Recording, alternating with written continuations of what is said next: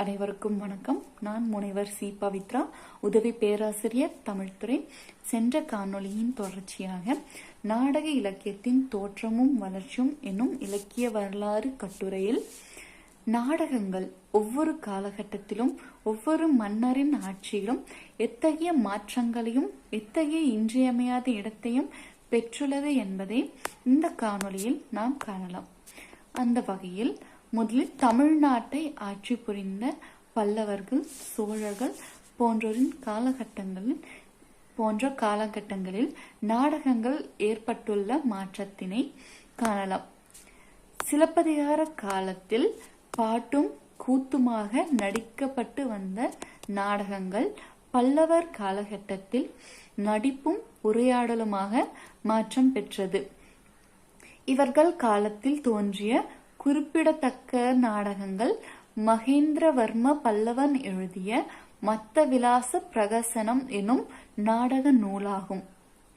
பல்லாவரம், திருச்சிராப்பள்ளி முதலான இடங்களில் உள்ள குகை கல்வெட்டுகள் இந்நாடகம் குறித்து குறிப்பிடுகின்றன. மாமண்டூர் குகை கோயில் கல்வெட்டில் மத்த விலாச பிரகசனம் என்ற சொல் காணப்படுகிறது. பிரகசனம் என்றால் நகைச்சுவை நாடகம் என்று பொருள்படுகிறது. ஆக பல்லவர் காலத்தில் நகைச்சுவை கலந்த உரையாடலுடன் கூடிய நடிப்பு கொண்ட நாடகங்கள் இயற்றப்பட்டுள்ளதை நாம் இத்தகைய கல்வெட்டுகள் மூலமாக அறிய முடிகிறது. அதைத் தொடர்ந்து மகேந்திரவர்ம பல்லவ மன்னன் தன் காலத்தில் நிலவிய கபாலிகம், பாசுபதம், புத்தம் ஆகிய சமயங்களை சார்ந்த துறவிகளின் தவறான நடத்தைகளையும் சமயங்கள் போதித்த நெறிகளுக்கு மாறாக அவர்கள் நடந்து கொள்ளுவதையும் இந்நாடகங்களின் மூலமாக கேலியும் கிண்டலும் செய்கின்றார். மகேந்திரவர்ம பல்லவனது இன்னொரு நாடகமானது பகவத் சுகம் என்பதாகும். ராசசிம்மன் காலத்தில் சில நாடகங்கள் தோன்றின. பல்லவர்கள் பெரும் பாறைகளை குடைந்து குகை கோயில்கள் அமைப்பதில் ஆர்வம் காட்டியமையால் நாடக கலையை அவர்கள் பெரும் அளவில் வளர்க்கவில்லை. ஆனால் பல்லவ மன்னர் காலத்தில் நாடகங்கள் சற்று தோய்வு பெற்றே காணப்பட்டுள்ளதை நாம் அறிய முடிகிறது. இவர்களை தொடர்ந்து சோழர் காலகட்டத்தில் நாடகங்கள் பெற்ற இடம். சோழர் காலத்தில் இசையும் நாடகமும் உன்னதமான வளர்ச்சி பெற்று அடைந்திருந்தன. சோழர்கள் தங்கள் காலத்தில் எழுதப்பட்ட பல பெரிய கற்கோயில்களில் நாடகங்கள் நிகழ்த்துவதற்கு என்றே நிருந்த சபை என்ற மண்டபத்தை கட்டினர். முதலாம் ராசராச சோழனின் தஞ்சை பெரிய கோயிலில் ராஜராஜேஸ்வரன் நாடகம் நிகழ்த்த பல்வேறு மானியங்கள் அளிக்கப்பட்டதாக கல்வெட்டுக்கள் கூறுகின்றன. இம்மன்னனின் 9ஆம் ஆண்டு ஆட்சி காலகட்டங்களில் திருமூல நாயனார் நாடகம் நிகழ்த்தப்பட்டதாக தகவல்கள் காணப்படுகின்றன.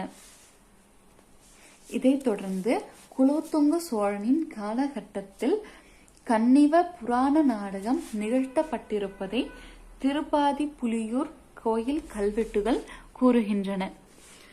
இதுபோன்று சோழர் காலத்தில் நடனமும் நாடகமும் கோயில் திருவிழா காலங்களிலும் சோழ மன்னர்கள் நாடக கலைஞர்களுக்கு பல்வேறு வழிகளில் பொருள் உதவிகள் புரிந்து நாடகக்கலை வளர வழிவகுத்துள்ளதை கல்வெட்டுகள் மூலமாக நாம் அறிய முடிகிறது.